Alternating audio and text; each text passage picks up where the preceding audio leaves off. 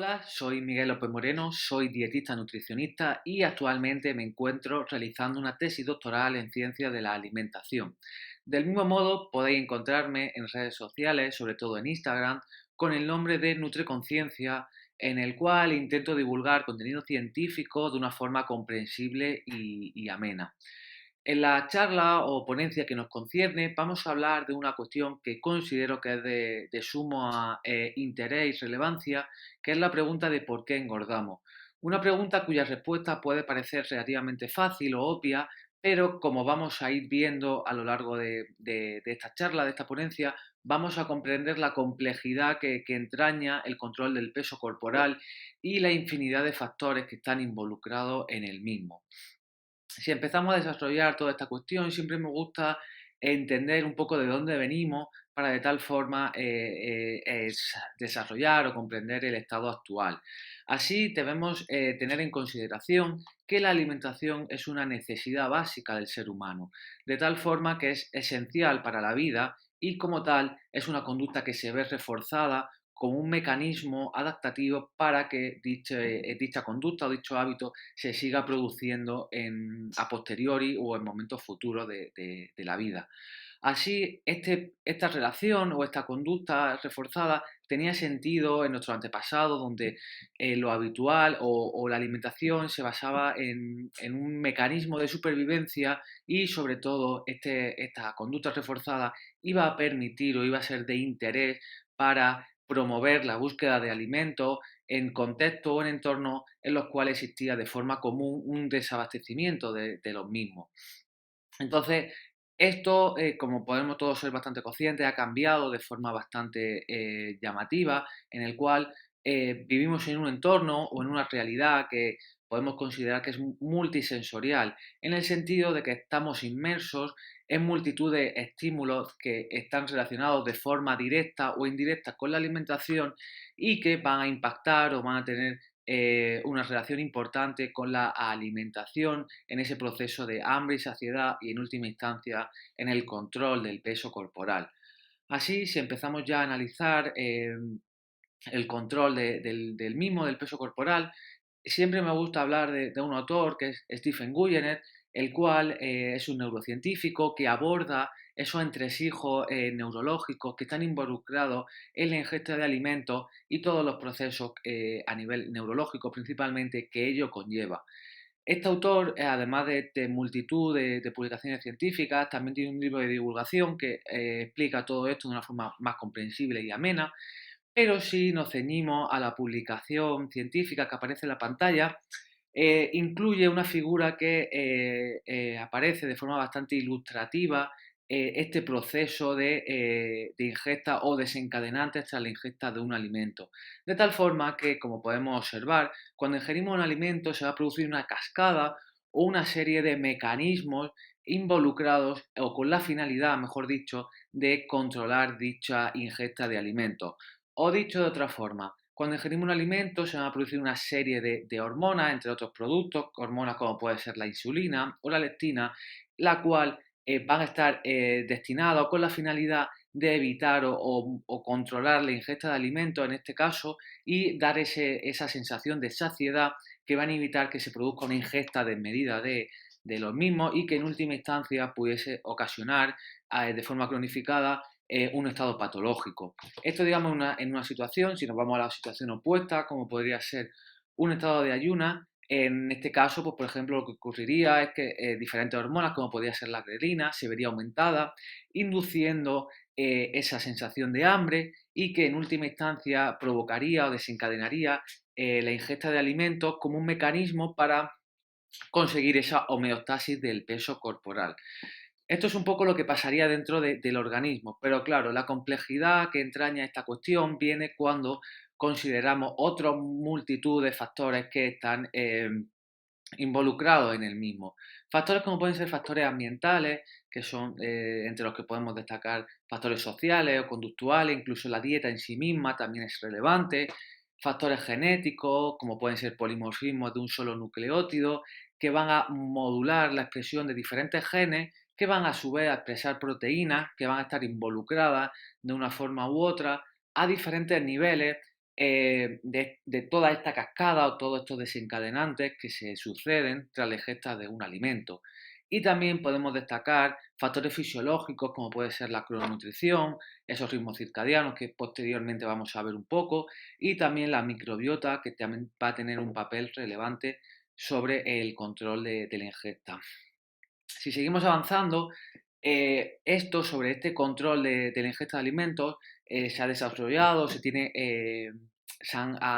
ha tenido grandes avances. En este sentido, una de las primeras hipótesis o planteamientos bajo el cual se pensaba que el organismo era capaz de modular la ingesta de alimentos es la que se conoce como teoría glucostática. Esta teoría se basa en que factores fisiológicos, como puede ser la reducción de glucosa en sangre principalmente, generaría un impacto sobre o una activación en el hipotálamo, y dicha activación desencadenaría en última instancia ese aumento del apetito que nos induciría la ingesta de un alimento para controlar el control, para la redundancia, del peso corporal.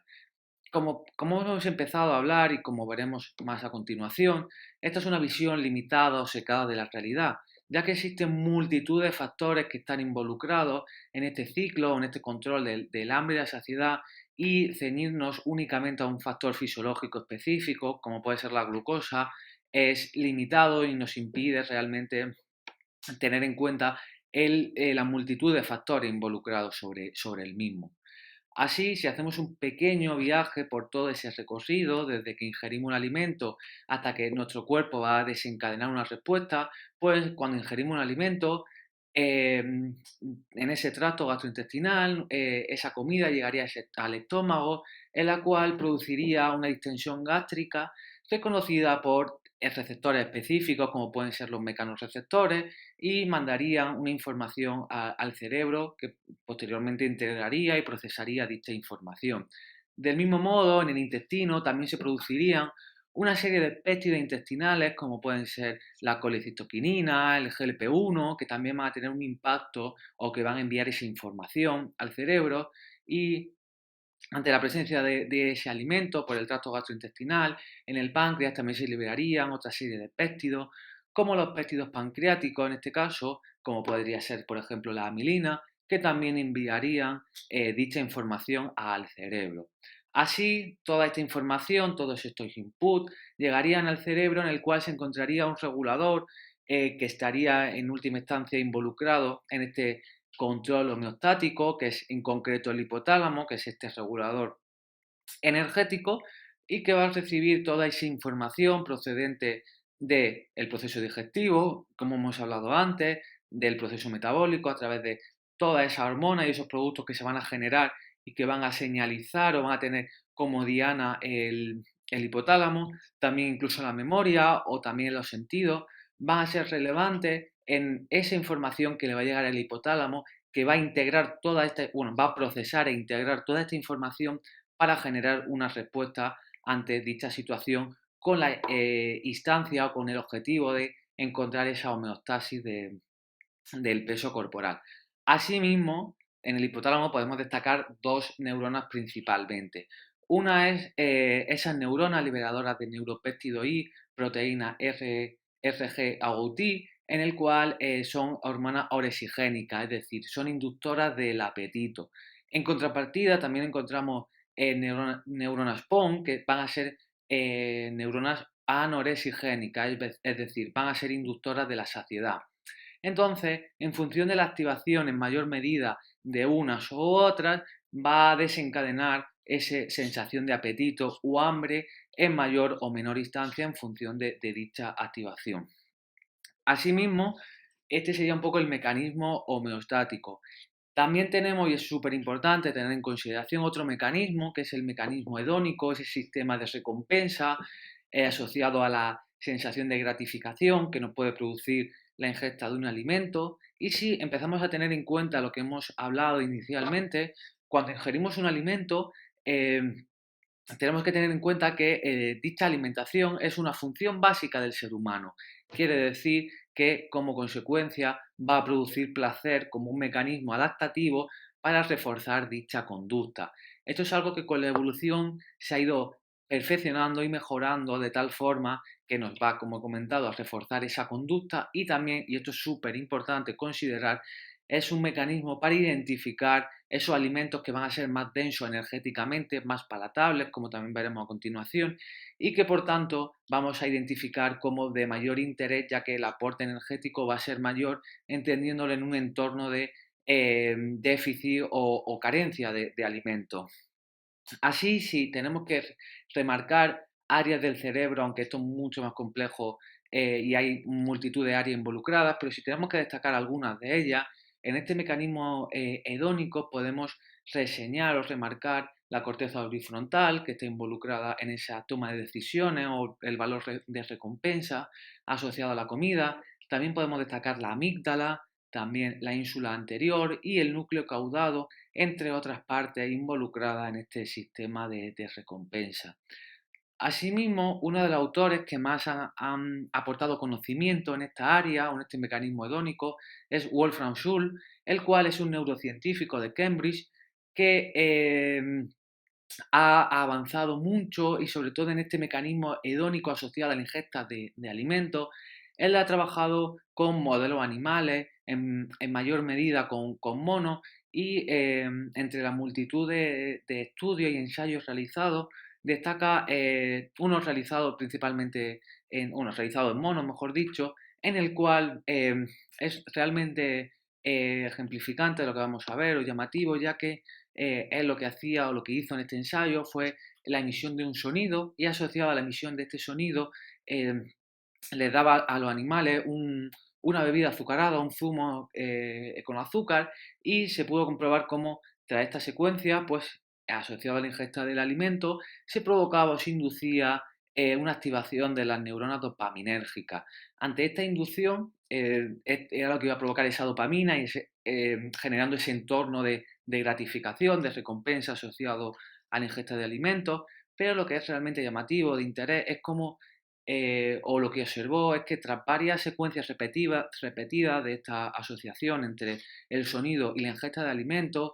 la única exposición o solamente con la exposición a ese sonido ya era suficiente para inducir una activación de esas neuronas dopaminérgicas sin necesidad de asociarlo al alimento, ya que, o esto nos puede llevar a pensar cómo el sonido era como un mecanismo predictivo de lo que inicialmente por secuencias anteriores estaba asociado y ya vinculaba el sonido con el alimento. Esto es de especial interés, como vamos a ver ahora, y lo que se conoce como condicionamiento asociativo. Esto nos puede también recordar mucho a los experimentos de Pavlov, pero en el caso de este autor, Wolfram Schul, él profundizó en mayor medida en esos entresijos neurológicos, en este caso de las neuronas dopaminérgicas, y cómo se activaban en mayor o menor medida en función de los estímulos ocasionados. Y esto es de especial interés también en relación a una disciplina que se llama astrofísica, la cual es especialmente relevante ya que tiene una visión más holística en el sentido de que nace o aparece como una disciplina que agrupa diferentes áreas de conocimiento y que de esta forma, todas ellas relacionadas con la alimentación, y de esta forma tiene una visión más integradora de todas estas o con diferentes perspectivas relacionadas con la alimentación o con el acto de comer. En este sentido, uno de sus principales valedores o autores es Charles Spence, el cual desarrolla mucho o de forma bastante frecuente habla de un término que es el de hambre visual, es decir, ese impulso o ese deseo natural a la búsqueda de alimentos como un proceso adaptativo en el cual de forma natural podía existir un entorno de desabastecimiento o ausencia de los mismos. Y esto quizás, pues como hemos empezado a hablar inicialmente,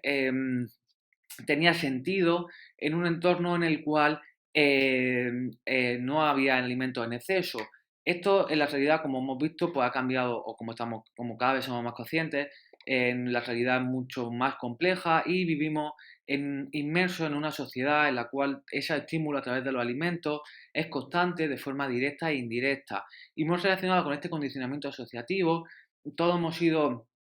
en mayor o menor medida conscientes, lo hemos vivido en primera mano, el hecho, por ejemplo, de ver algún tipo de documental, a ver algún tipo de programa de televisión, en la cual la simple exposición o la simple visión de esa comida ya nos induce esa necesidad de ingerir alimentos, ese hambre, sin tener una percepción real o fisiológica del hambre, por la simple exposición a la comida. Y esto estaría muy relacionado con ese condicionamiento asociativo que hemos hablado anteriormente. Asimismo, incluso en este sentido se ha avanzado mucho, incluso se ha podido saber qué es lo que está pasando a nivel neurológico ante la exposición de alimentos.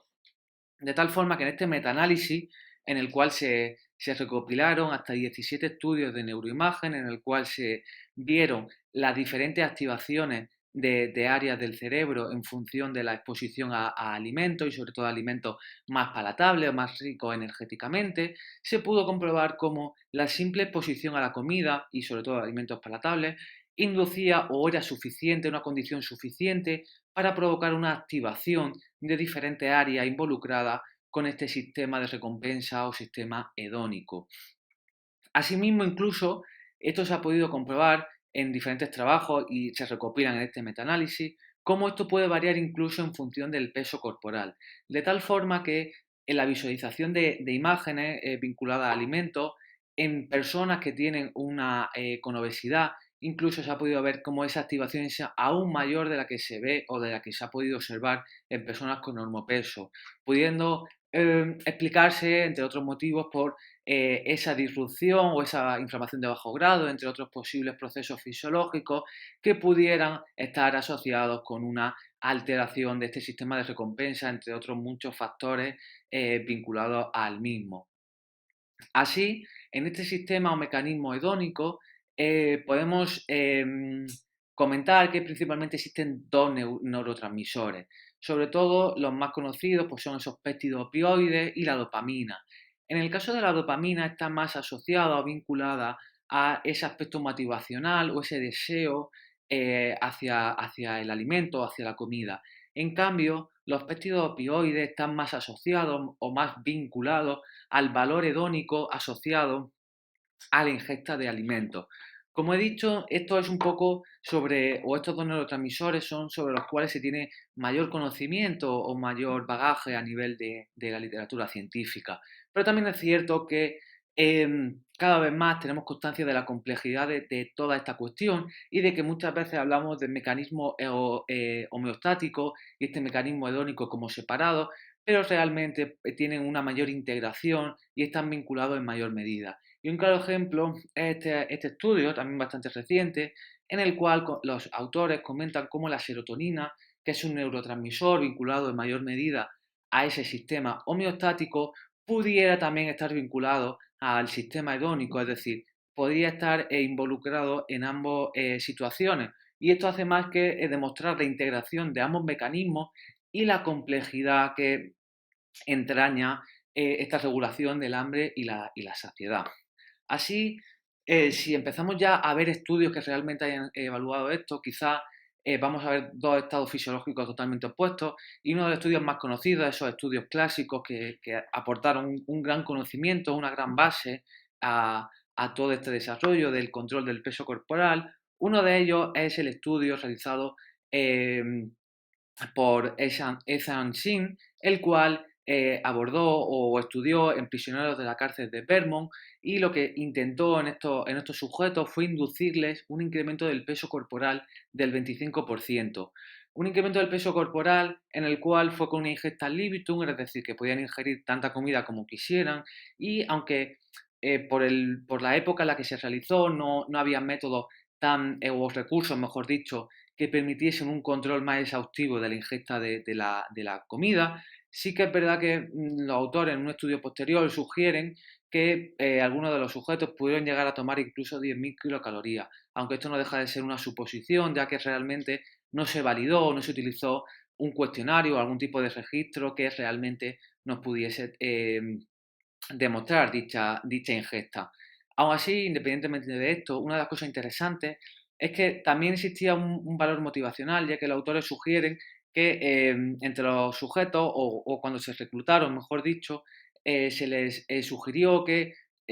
tras la realización del estudio tenían algún tipo de exención o algún tipo de beneficio las condiciones que tenían en la cárcel, de tal forma como podía ser una reducción de la condena. De tal forma, esto no hace más que indicarnos que existía un factor motivacional para facilitar la adherencia y la realización del estudio. Aún así, o en estas circunstancias, eh,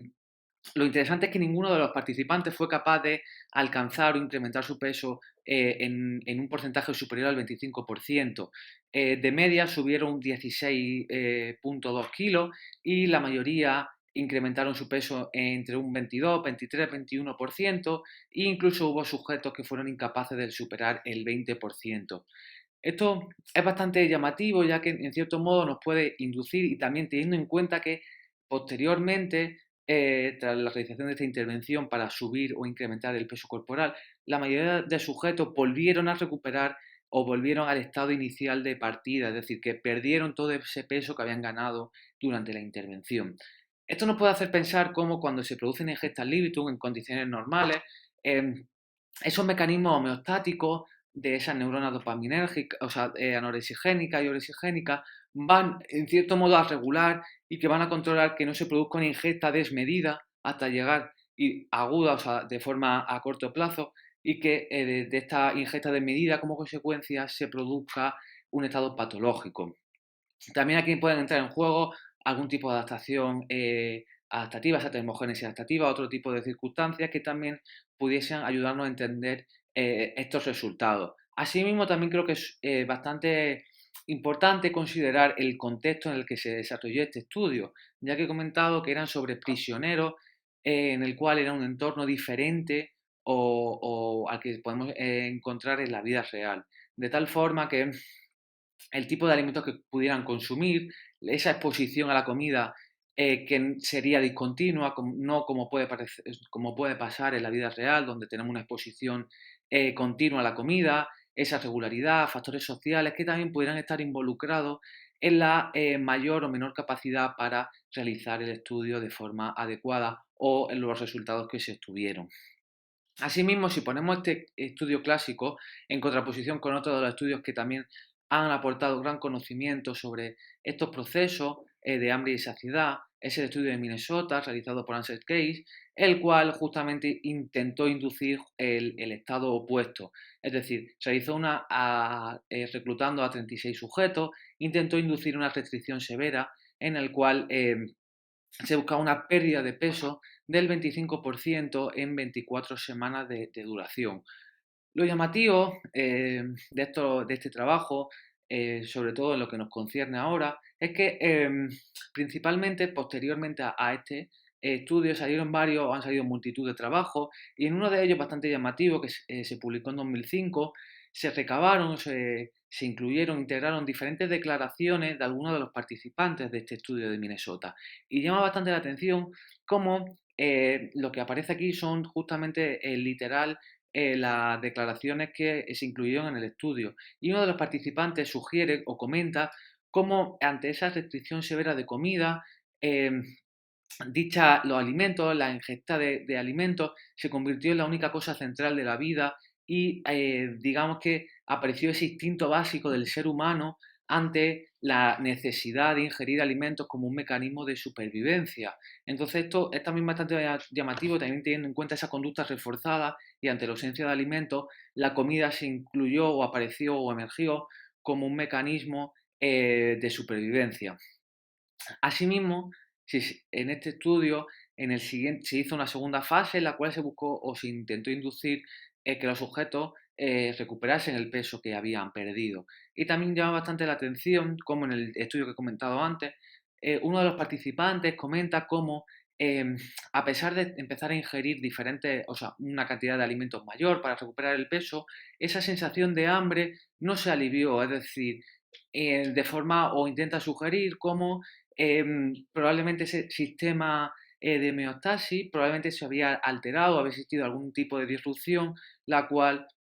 pudiera explicar esta alteración en la percepción del hambre y la saciedad.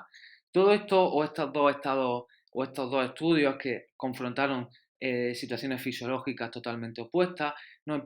pueden sugerir cómo en condiciones normales tenemos diferentes sistemas homeostáticos orientados a la pérdida a mantener el peso en un margen considerado óptimo. Es lo que se conoce como SS Point, cuyo concepto ha sido respaldado y comenta de forma bastante frecuente Stephen Guyenet, y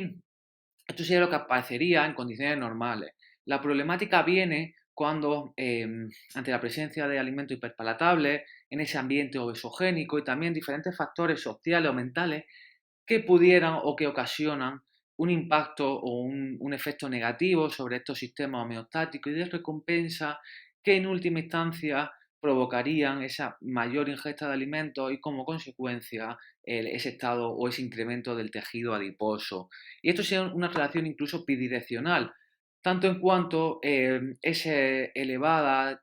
adiposidad per se en sí misma sería suficiente por esa inflamación de bajo grado y otros factores desencadenantes a nivel fisiológico, sería suficiente también para provocar una alteración en todos estos sistemas homeostáticos y reguladores del hambre y la saciedad.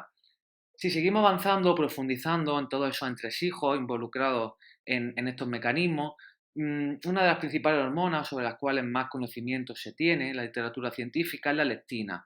La leptina es una hormona liberada por el tejido adiposo ante la ingesta de alimentos y va a ser o va a activar a lo que se conocen como estas neuronas PON que hemos hablado inicialmente, que van a ser inductoras de la saciedad. La leptina actuaría activando estas neuronas, pero es que además también actúa inhibiendo las neuronas oresigénicas implicadas en la inducción del apetito. Por lo tanto, tendría una acción doble para, en última instancia, dar esa sensación o esa percepción de saciedad. Entonces, si teníamos en consideración que esa leptina se incrementa o se incrementa asociada en función del tejido adiposo, podemos presuponer que en sujetos con obesidad la cantidad de leptina es mayor. Y exactamente, realmente la cantidad de leptina en sujetos con obesidad se encuentra incrementada, es decir, existe esa hiperleptinemia. Aquí la siguiente pregunta que nos podríamos plantear es cómo es posible que a pesar de una hiperleptinemia, un incremento de la leptina, estos sujetos no se encuentran más saciados como un mecanismo homeostático para revertir dicha situación. Y aquí la cuestión es bastante compleja, en el sentido de que se han planteado diferentes hipótesis o cuestiones que pudieran explicar esto. Una de las primeras hipótesis que se planteó es que podía existir una disrupción, una alteración de la barrera hematoencefálica, impidiendo el paso de la leptina hacia su órgano diana, que es ese hipotálamo. De tal forma que era la explicación de dicha alteración. En estos últimos años e incluso meses está emergiendo una teoría que cada vez va cogiendo más fuerza y que plantea que es la propia hiperleptinemia en sí misma la que ocasiona una disrupción de esa señalización del hambre y de la saciedad, en el sentido por el cual ese incremento de leptina provocaría o ocasiona un estrés sobre los retículos endoplasmáticos del hipotálamo y como consecuencia de este estrés se produciría dicha alteración de la señalización. Esto quizá tiene sentido si tenemos en consideración que estudios realizados en modelos animales en los cuales se les administraba de forma exógena leptina, no se veía una reducción del apetito, incluso se empeoraba la situación, ya que en dichos estudios los animales incrementaban de peso con la administración endógena de leptina en animales que tenían una obesidad y un incremento o esa hiperleptinemia. Entonces, esto tendría sentido ya que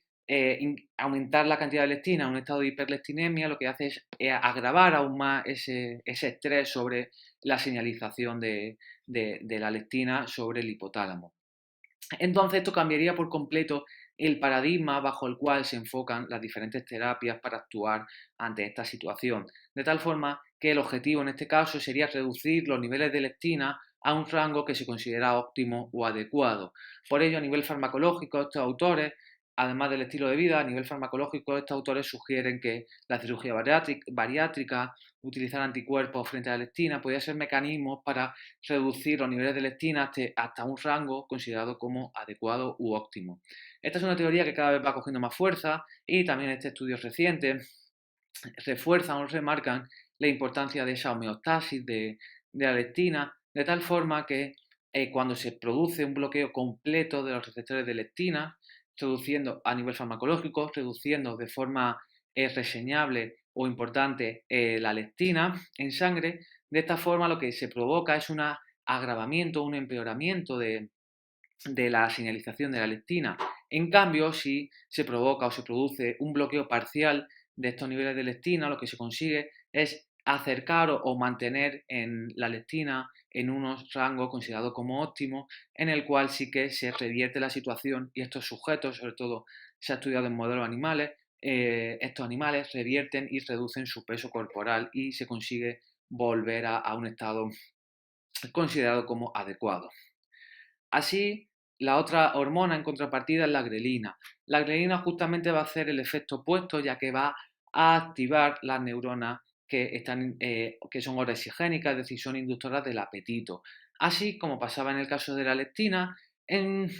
sujetos que presentan un elevado tejido adiposo, una elevada adiposidad, también se ha podido comprobar cómo existe una disrupción, una posible alteración en la correcta señalización de la grelina. De tal forma que también se ha publicado un reciente metaanálisis y revisión sistemática en la cual aborda el efecto que tienen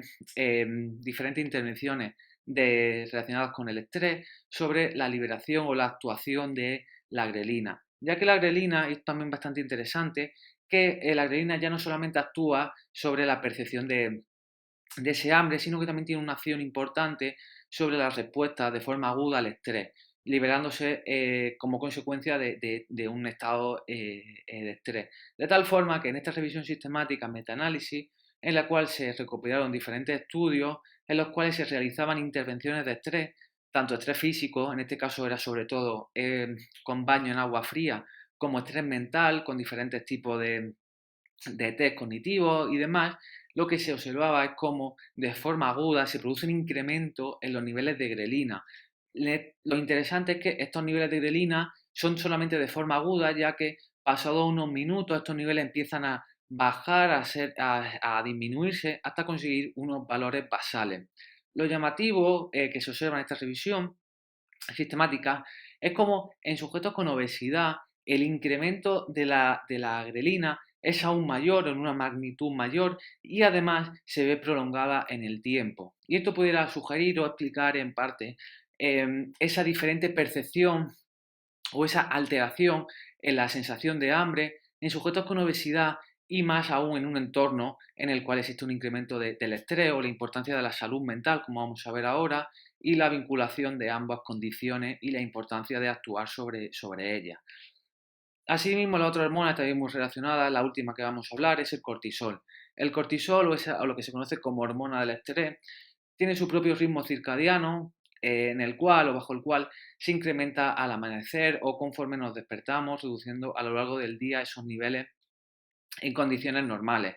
Asimismo, tiene una función esencial para el ser humano, ya que de forma aguda es la que nos va a mantener alerta. La problemática vendría cuando dichos niveles o dicho incremento se mantienen elevados de forma crónica, generando un perjuicio para el correcto funcionamiento del organismo. De tal forma que en sujetos en los cuales existe una elevada carga de estrés, consecuencia de ello se produce unos elevados niveles de cortisol y sostenidos en el tiempo y ello parece estar vinculado, puede explicar este incremento o esta asociación que se observa con el incremento o el aumento en los niveles de grelina y también de neuropéptido I vinculado al incremento del hambre.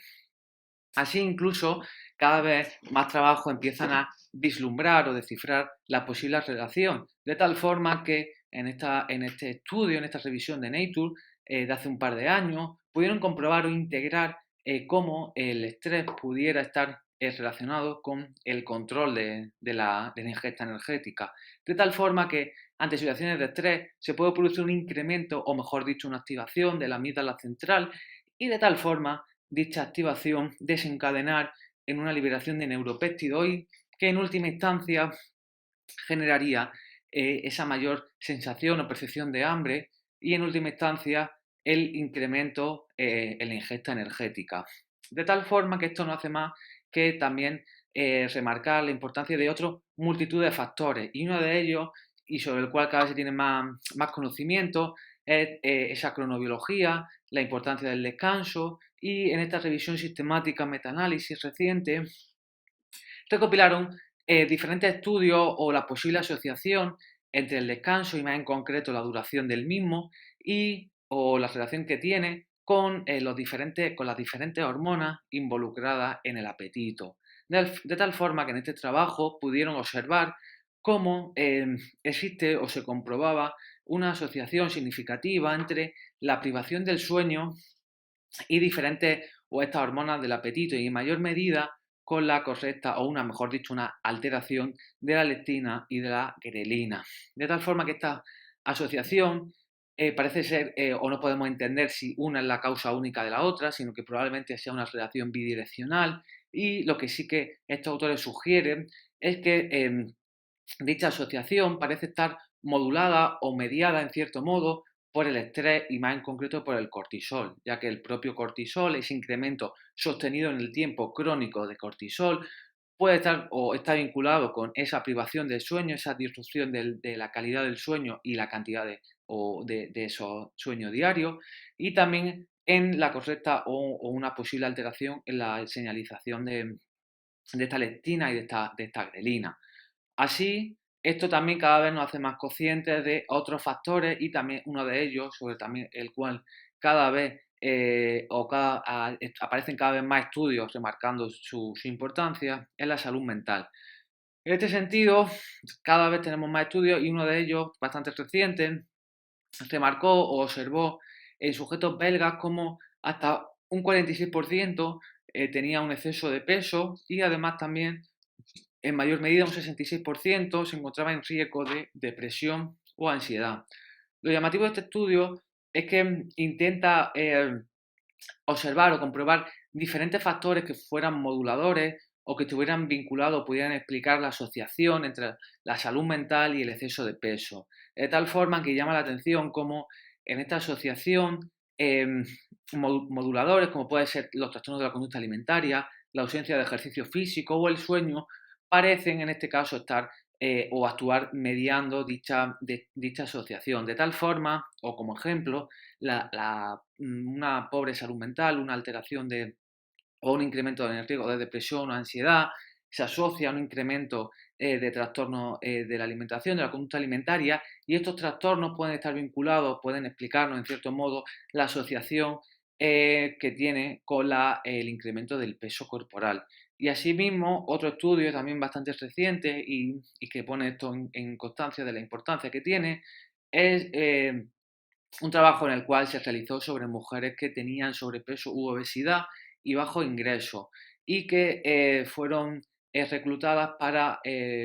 llevar a cabo una intervención de estilo de vida. Lo llamativo, lo interesante es que se observó cómo eh,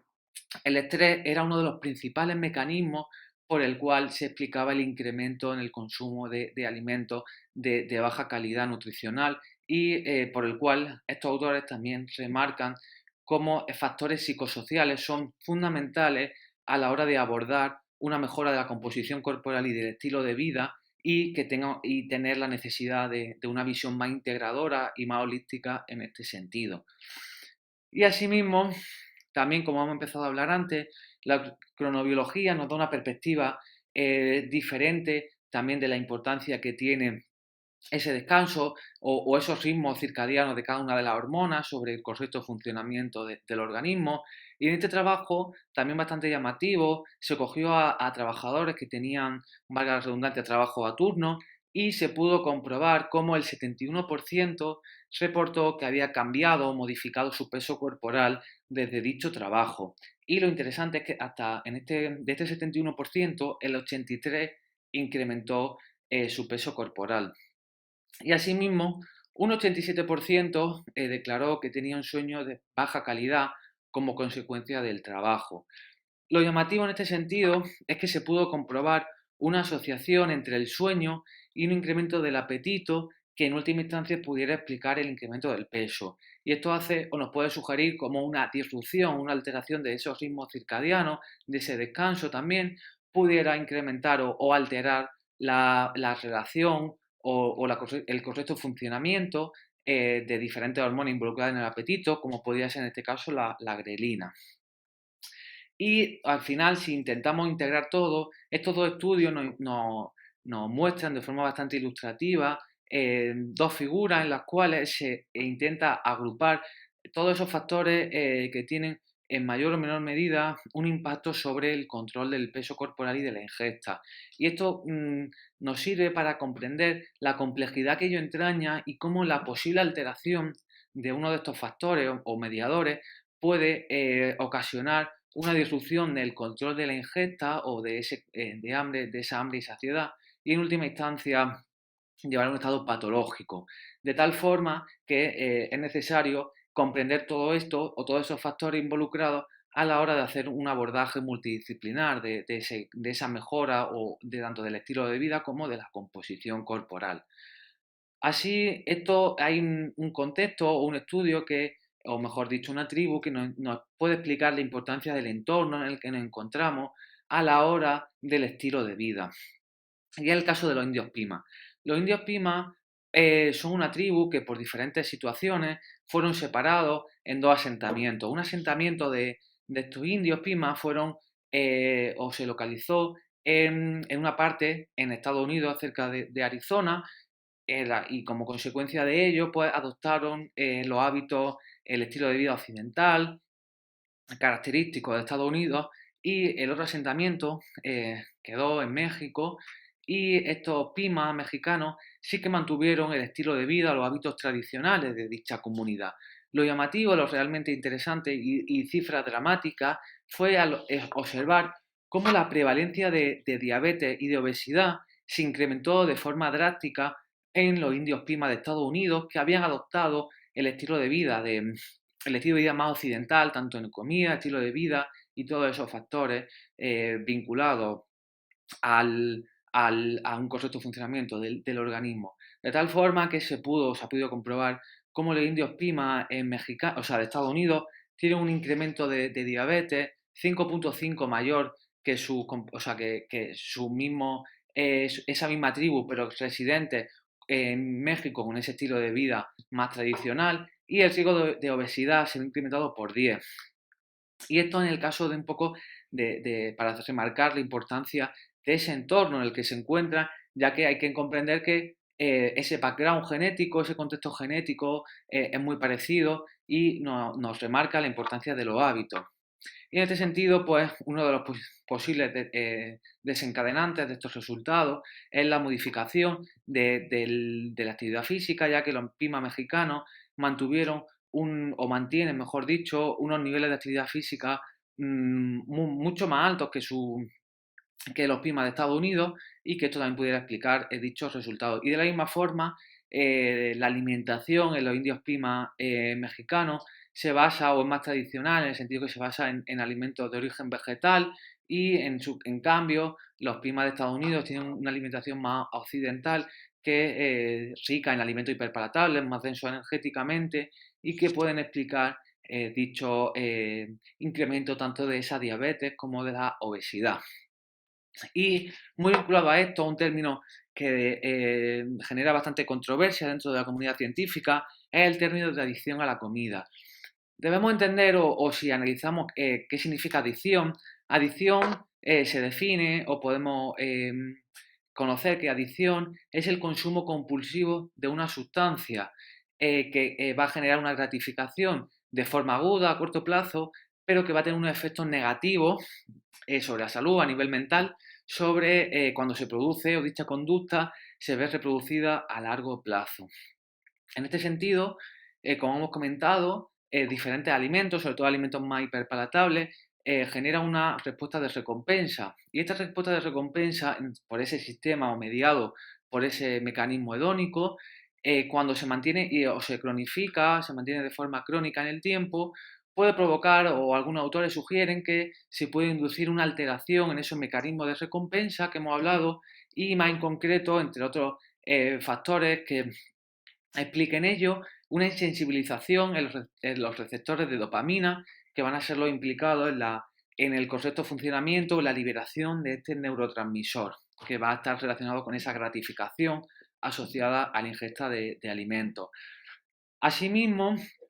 esto es bastante ilustrativo, es como se ha podido comprobar cómo en individuos con obesidad, la actividad cerebral que se observa cuando se expone a diferentes alimentos previos a la ingesta de alimentos, se ve incrementada, pero de forma también bastante llamativa se puede comprobar cómo en estos sujetos la actividad cerebral durante la ingesta de esa comida, de esos alimentos, se encuentra disminuida. Es lo que algunos autores sugieren o denominan como déficit de recompensa.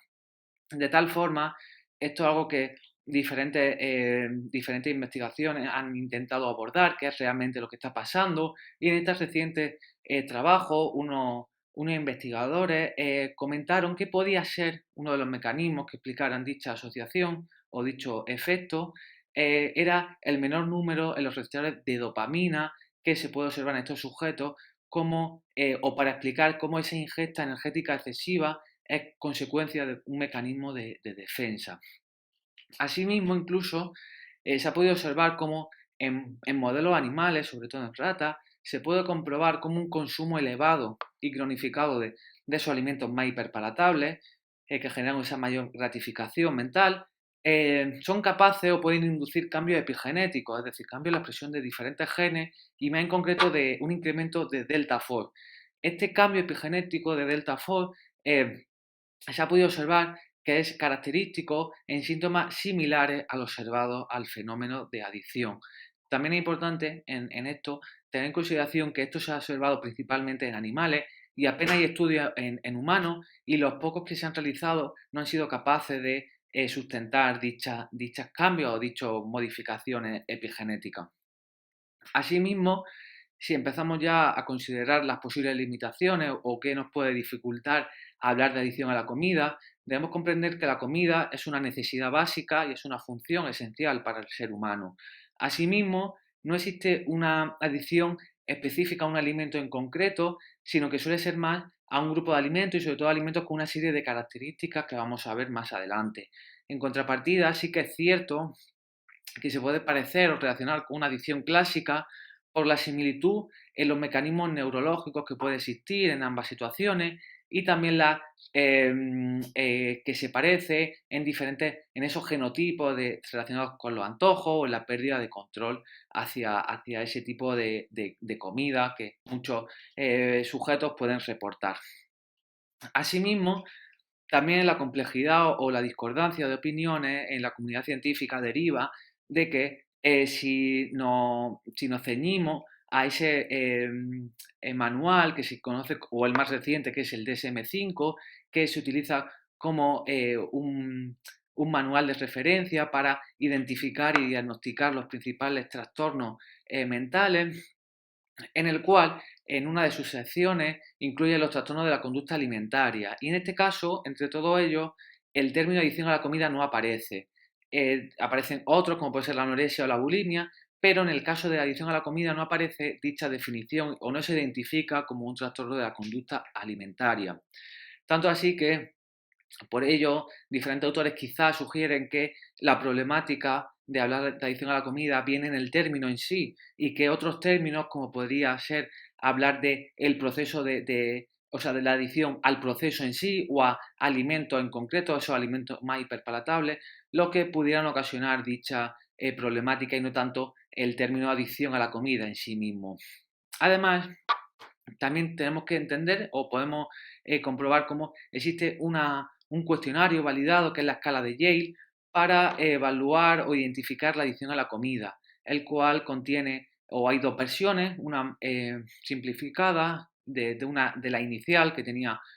un mayor número de ítems, en el cual se incluyen diferentes cuestiones relacionadas con esa adicción a la comida, y en función del número de cuestiones o ítems que se consideren como válidos, pues podemos identificar en mayor o menor medida dicha adicción a la comida. De tal forma que, siguiendo este cuestionario, se han realizado multitud de investigaciones, de tal forma que en esta revisión sistemática se incluyeron todos estos trabajos y pudieron comprobar cómo en todos estos trabajos, que llegaban casi a los 200.000 participantes, se pudo observar cómo casi el 20% de la población de estudio, en este caso, presentaba o presentaría un diagnóstico positivo de adicción a la comida siguiendo esta escala de Yale. De la misma forma, esto se pudo observar que era más prevalente, o esta adicción a la comida en estos sujetos era más prevalente en mujeres que en hombres, siendo el doble, y aún más prevalente en sujetos con sobrepeso u obesidad frente a personas con normopeso, llegando también a ser un poco más del doble. Y incluso esto se ve incrementado en mayor medida, o otros estudios han observado, como un diagnóstico positivo de adicción a la comida en sujetos que tienen un trastorno de atracón, que puede llegar a ser hasta un 60%, e incluso estas cifras son mayores en sujetos que presentan bulimia nerviosa, que pueden tener un diagnóstico de adicción a la comida siguiendo esta escala de Yale, vuelvo a recalcar, de entre un 84% y un 100% de dichos sujetos. Asimismo, o el efecto, cómo nos puede ayudar a entender, hay un estudio que nos puede ayudar a entender bastante bien esto y es algo bastante fortuito, ya que inicialmente cuando se quiere, o sea, que se quería estudiar, mejor dicho, en modelos animales, la obesidad, para ver esas consecuencias fisiopatológicas, se inducía a través de la dieta y principalmente era con una dieta en la cual en el pienso se enriquecía en grasa. Lo llamativo es que de forma fortuita Anthony Sclafani probó a darle a los animales con los que estaba trabajando, investigando, probó a darle una alimentación basada en alimentos hiperpalatables, que son alimentos que de forma común, como podemos observar en la imagen, podemos encontrar en cualquier supermercado. Alimentos que el autor consideraba que iban a generar una mayor activación de ese sistema hedónico que hasta entonces no se conocía o no se reportaba como no se tenía conocimiento de él, pero sí que podía explicar, ayudarnos a entender ese proceso de obesidad. Lo realmente llamativo de este estudio fue que el autor pudo comprobar cómo el incremento del peso fue significativamente mayor cuando se le daba esta alimentación, de tal forma que estos animales llegaron a incrementar el peso hasta hasta un 53%, su peso se había incrementado en mayor medida durante esos 60 días en comparación a otro tipo de intervenciones enfocadas siempre a inducir ese estado de obesidad. Por lo tanto, esto quizá nos quiere ayudar a entender cómo este tipo de alimentos más hiperpalatables son capaces de inducir o es más fácil tener una ingesta desmedida de los mismos por esa recompensa que inducen dichos alimentos. Asimismo, muchas veces podemos pensar, o diferentes autores sugieren que el azúcar es el problema de esa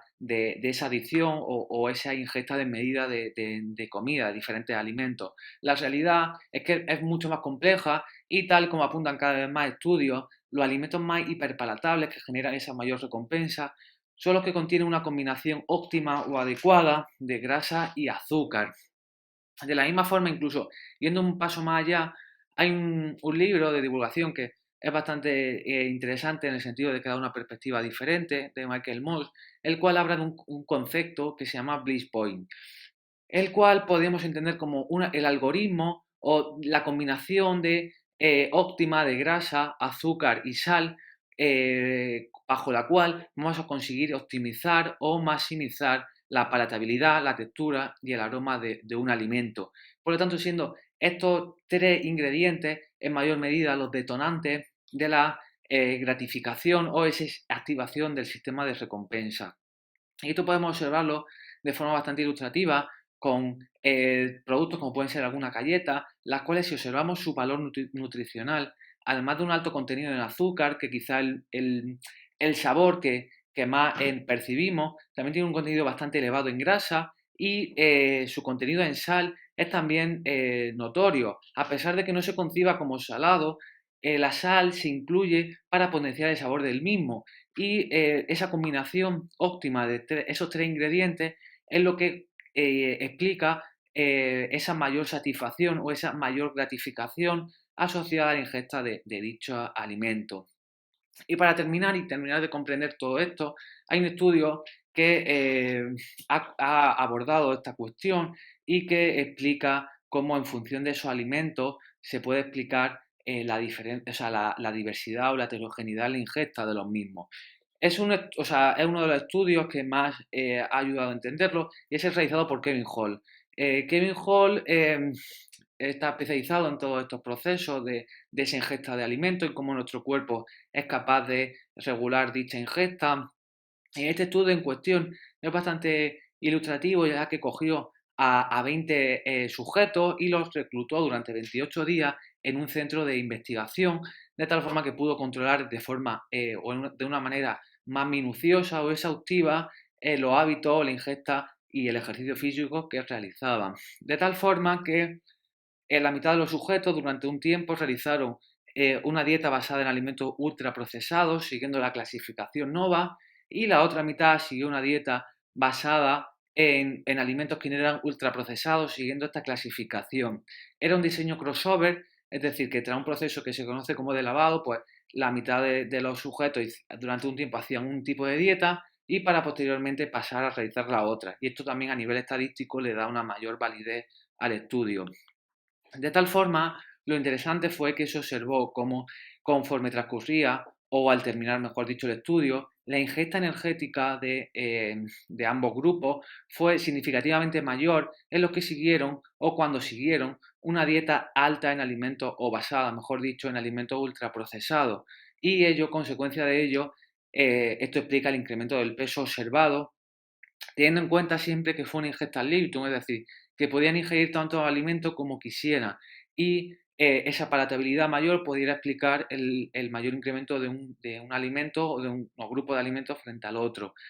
También llama la atención cómo en diferentes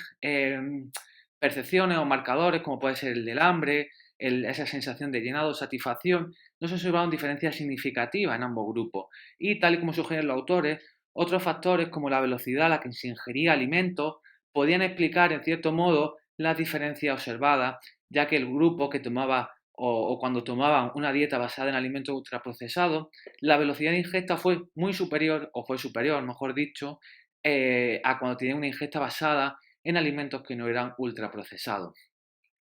Hasta aquí sería esta ponencia en la cual hemos intentado abordar